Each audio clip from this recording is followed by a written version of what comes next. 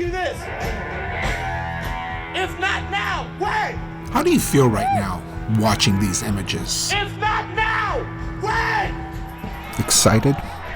Angry? Are you ready to be a part of the change? Encouraged? Frustrated? Are you ready to commit to the change today? Inspired? Enraged? Are you ready to find your lane and do your part? Think about it. Pause if you need to. Because whatever you're feeling, this video is for you.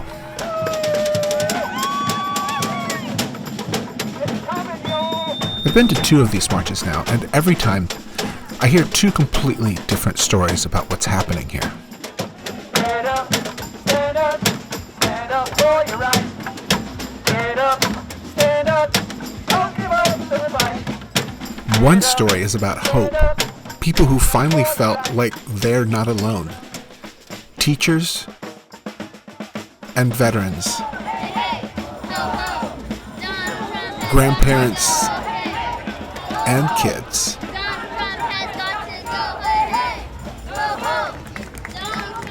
I am not the Lorax. I do not speak for the trees. I am not Palestinian. I do not speak for thee. My name is Alex, and I speak for me when I say, why is no one talking about this? Am I alone? Laying in bed, my stomach hurts when I read. The world around me flies by while children are sent to war to die. These people showed up because staying home felt like giving up.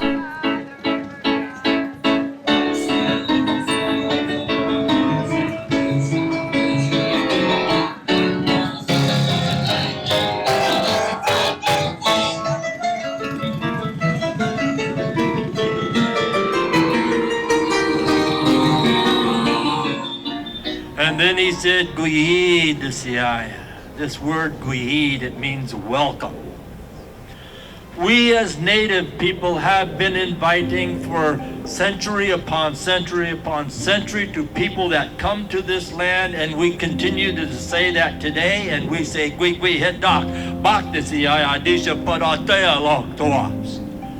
that these words simply mean that the Duwamish, the Native people from here, are welcoming all people onto this land.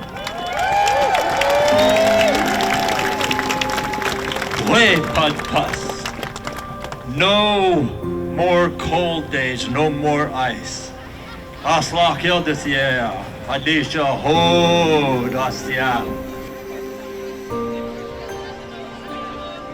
The other story is anger, about a misguided movement. People who've been fooled or paid, marching against their own country. When immigrants are under attack, what do we do? Stand up for that! When our communities of color are under attack, what do we do? Stand up like that! When trans rights are under attack, what do we do? Stand up like that! When our communities are under attack, what do we do? Stand up like that! When our environment is under attack, what do we do? Stand up like that! When the LGBT community is under attack, what do we do? Stand up like that! When our neighbors are under attack, what do we do? Stand up like that! If you believe the second story, I'm asking you to look closely at these people.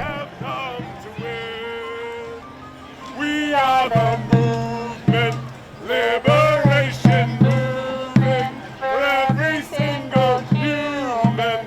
We have come. Your neighbor is here, your co-worker, your cousin, the person you sat next to on the last flight you took. For every single human, we have come to win. Everybody! We are the movement. I am not Dr. Seuss. I do not have a fun rhyme. Real doctors and hospitals are being bombed all the time. Mothers are crying. Their mothers are dying. What can I do? Am I even trying? You're so radical. You're so woke. Listen to this poem I wrote. What am I, a single person, to do? Can I share my idea with you? Organize, activate, hold your signs high. Together we shout, we will not let democracy die. Together we chant, together we shout, no Nazis, no Trump, Netanyahu, get out!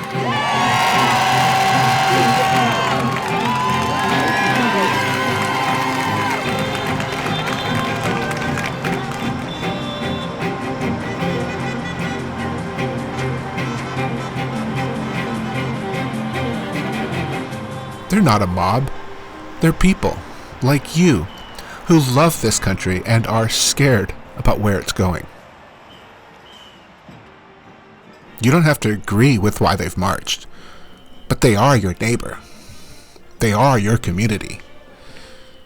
They belong to the same country as you.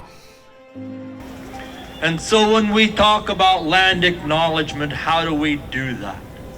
How do I do that as a Native person who for so many years, just like my ancestors, were undocumented?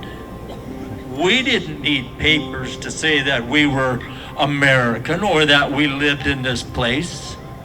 We simply existed. And so what I want to say to you, just like my grandfather said 172 years ago when he said, welcome my friends onto this land. And we have people from all mixes of life and race and genders. And so we say Gwi-Gwi-Hedak, which means everybody. Everybody is welcome.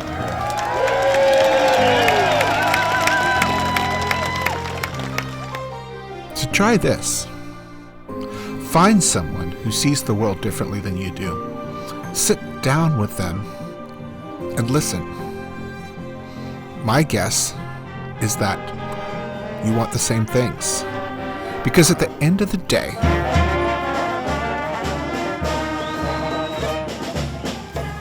this land is your land.